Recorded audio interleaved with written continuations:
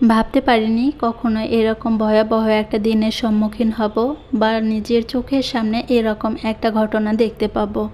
তো যাই হোক, হয়তো ভাগ্যে লেখা ছিল, তাই জন্য আর কি দেখতে পেরেছি। আল্লাহ যেটা উত্তম পরিকল্পনা করেন সেটাই আমাদের জন্য উত্তম।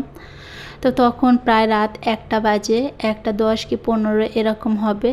তো তোয়ার বাবা সেদিন একটু দেরিতে বাসায় আসছিল অফিস থেকে। তো আমি সেই সময়টাতে জাগনা পেয়েছি তোয়ার বাবার জন্য আর কি গেটটা খুলে দিয়েছি।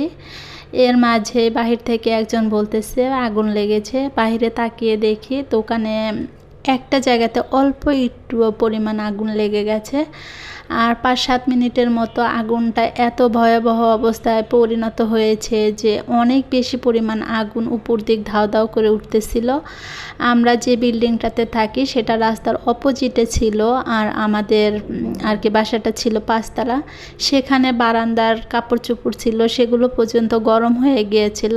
আর আমরা অনেক বেশি ভয় পেয়ে গিয়েছিলাম, বাচ্চা সহ। আমরা ফুল ফ্ল্যাটের মানুষগুলো নিচে নেমে তারপর রাস্তায় বের হয়ে গিয়েছি, যে বলা যায় না বাই চান্স যদি কোনো কিছু হয়ে যায়।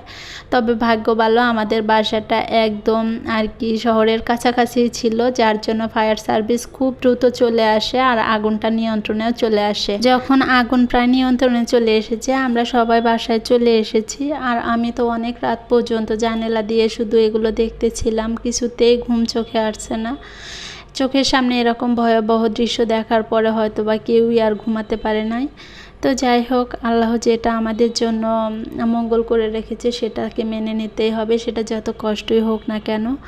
এক নিমিষে চোখের সামনে 5টা 6টা দোকান পুড়ে ছাই হয়ে গেছে। তো সকালবেলা যখন এগুলো দেখছিলাম বুকের ভিতর শুধু হাহাকার করছিল যে কালকে দিন পর্যন্ত এখানে কত সুন্দর ছিল আর আজকেও সব কয়লা হয়ে আছে। যাদের এত ক্ষয়ক্ষতি হয়েছে আল্লাহ সবাইকে ধৈর্য ধারণ করার তৌফিক দান করুক, আর সেই সাথে আগের পজিশনে ফিরে আসার মতো সামর্থ্যও দান করুক। তো এটা ছিল সকালবেলা, কত শত মানুষ যে দেখতে এসেছে তার কোনো হিসাব নেই।